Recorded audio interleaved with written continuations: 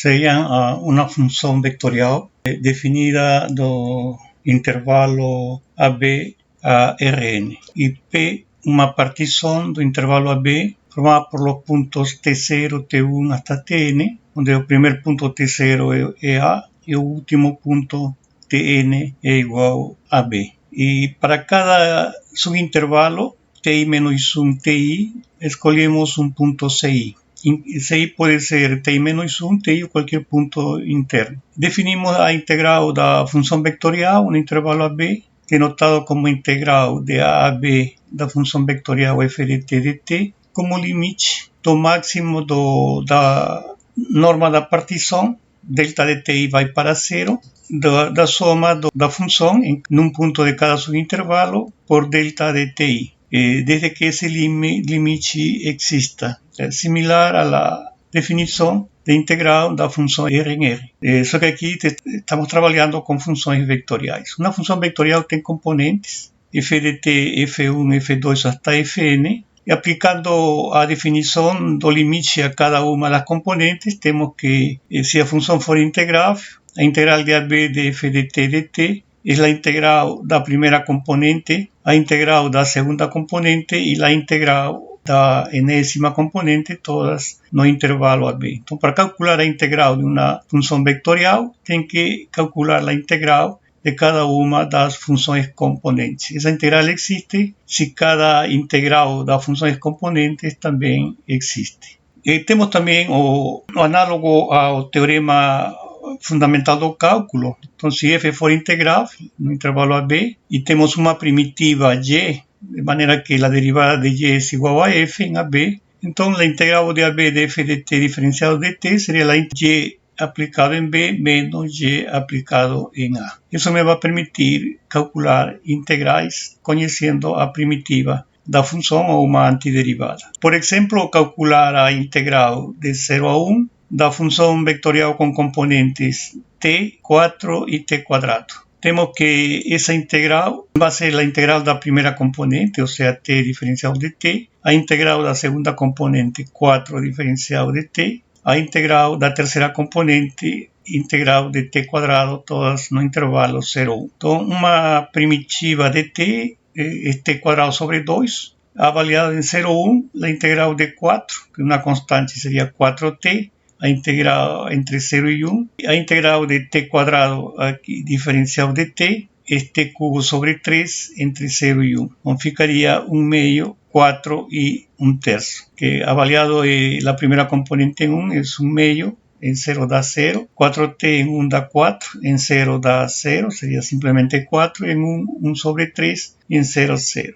Outro exemplo, calcular a integral de 0 a 1 da função vetorial com componente seno de 3t, 1 dividido por 1 mais t quadrado e 1. Essa integral vai ser a integral de cada uma das componentes. A integral de seno de 3t é menos cosseno de 3t sobre 3, avaliado em 0 e 1. A integral de 1 sobre 1 mais t quadrado é o arco tangente de t. A integral de 1, que seria a constante, seria t entre 0 e 1. Aplicando em 1, seria menos cosseno de 3 sobre 3 e em 0, menos com menos mais, cosseno de 0 que é 1, dividido por 3, ficaria 1 menos cosseno de 3 sobre 3. O arco cuja tangente é 1 é 45 graus pi quartos, e arco cuja tangente é 0 é 0. Então ficaria na segunda componente pi quartos, e t em 1, substituindo por 1 dá 1, e em 0 dá 0, 1 menos 0 dá 1. Portanto, a integral de 0 a 1 de seno de 3t, 1 mais t quadrado e 1, é 1 menos cosseno de 3 dividido por 3, pi dividido por 4, e 1 na terceira componente.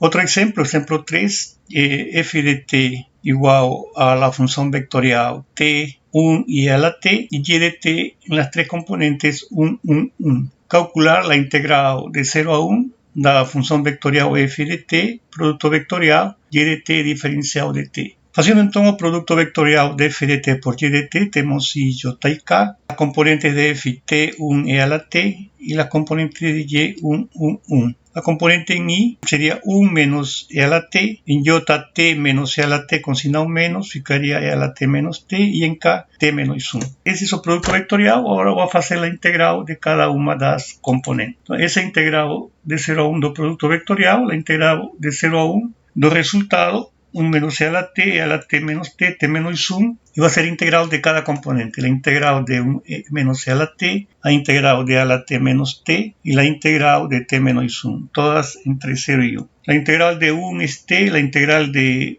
menos e a la t es menos e a la t, avaliado entre 0 y 1, en t1, 1 menos e a la 0, y en 0 menos 0 más 1, então ficaria 2 menos c. A segunda integral, a integral de la exponencial de t, la exponencial de t, la integral de t es t cuadrado sobre 2, entonces ficaria e a la t menos t cuadrado sobre 2 na segunda componente, avaliado entre 0 y 1. En 1 sería e menos 1 meio, y en 0, e a la 0 es 1, menos 0. Por lo tanto, ficaria e menos 3 meios. La tercera, la integral de t menos 1 es t cuadrado sobre 2 menos t. En 0 da 0, en 1 da 1 meio menos 1, que ficaria menos 1 meio. La integral de 0 a 1 do produto vectorial de f y y, 2 menos c na primeira função componente, na segunda é a la menos 3 sobre 2 e na terceira menos 1 sobre 2. Outro exemplo similar ao anterior, só que agora é produto escalar. Tu producto escalar es un número, entonces va a ser la integral de una función real de variable real. Entonces, primero vamos a hacer el producto escalar. Entonces, el producto escalar da función vectorial f con y. Colocamos la función f t1 e a la t. Producto escalar 1, 1, 1. Producto de las primeras componentes t veces un t, 1 veces un 1 más e a la t veces 1 e a la t. Entonces, ficaría t más 1 más e a la t, que vamos a integrar entre 0 y 1. Esa integral, la integral de 0 a 1 de t más 1 más c a la t. En t, integral de t es t cuadrado sobre 2, de 1 es t y de a la t es a la t. En 1 sería 1 medio más 1 más c. Y en 0, aquí es 0, t cuadrado 0, 0 y menos e a la 0 que es 1 menos 1, 1 con 1 cancela y ficaría 1 medio más c. 1 medio más e. Definindo a função impulso, referente uma força que depende do tempo t e que essa força nesse tempo t actúa sobre uma partícula entre os instantes t1 e t2. Supondo que f é integral em t1 e t2, o vector impulso é a integral da força entre os tempos que está actuando sobre a partícula, ou seja, entre t1 e t2. Um impulso, a integral de t1 a t2 da força f de t diferencial de t. Essa função se denomina função impulso no intervalo t1, t2. Então, vamos a considerar a força com componentes t1 e t quadrado. Vai actuar entre t1 igual a 0 e t2 igual a 2. Calcular a função impulso. A função tenho que integrar entre 0 e 2 essa força. Então, a função impulso é simplesmente a integral de 0 a 2 de f de t de t. A integral vai ser como uma função vectorial, a integral de cada uma das componentes. Então, a primeira componente integral de 0 a 2 t diferencial de t. A segunda, a integral de 0 a 2 diferencial de t. E a terceira, a integral de 0 a 2 t quadrado diferencial de t. Na primeira componente, a integral de t quadrado sobre 2. La segunda componente, la integral de diferencial de t es t. Y la tercera, la integral de t cuadrado es t cubo sobre 3. Avaliados entre 0 y 2. En 0, todas son 0 porque son polinomios en función de t. Eso ficaría en la primera componente en 2, 2 al cuadrado, 4 sobre 2, 2. Para t, 2. Y para t cubo sobre 3, 2 al cubo sobre 3 es 8 sobre 3. Esa función impulso es 2i más 2j más 8 dividido por 3k. Aquí tenemos otra fuerza. La primera componente es un t más 1, la segunda t cuadrado y la tercera es 1.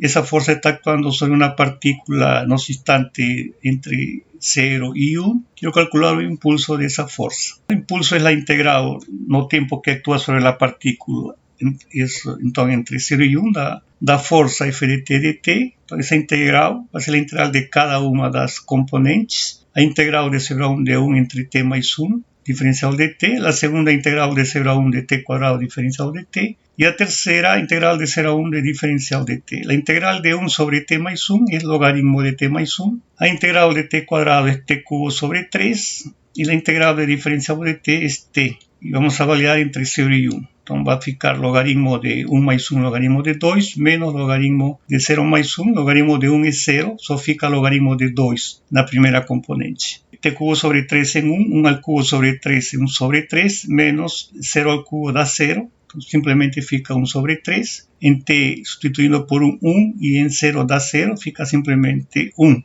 Entonces la función impulso para esa fuerza no intervalo 0,1 es logaritmo de 2 na primeira componente, 1 sobre 3 na segunda componente y 1 na terceira componente. Exemplo 7, se suponha que F de T seja a força resultante que actúa no instante T sobre uma partícula de massa M que se movimenta no espaço. Mostrar que o impulso I no intervalo de tempo T1, T2 é igual à variação da quantidade de movimento. Isto é, a integral de T1 a T2 de f de t é mv2 menos mv1. mv2 é a quantidade de movimento no instante T2, mv1 é a quantidade de movimento no tempo T1. V sub 2, V sub 1 são respectivamente as velocidades nos instantes T2 e T1. Para poder relacionar a força com a velocidade, usamos a segunda lei de Newton, força é igual a massa por aceleração. A aceleração é diferencial da velocidade em relação ao tempo e integramos entre